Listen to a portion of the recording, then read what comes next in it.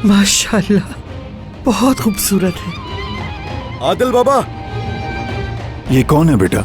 ये वो है जिसका नाम आइंदा जिंदगी में लेना भी नहीं चाहता। ये खूबसूरत लड़की तुम्हारी महबूबा है, और ये वो लड़की है जिसके पीछे वो आदमी लगा हुआ है।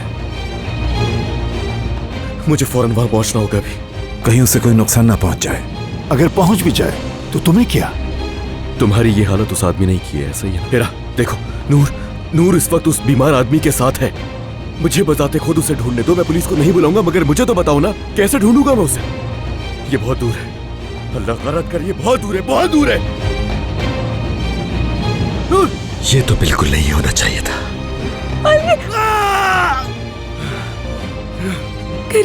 करीब ऐसा मत कर, नहीं करो। ये मोहब्बत बदुआ बन गई।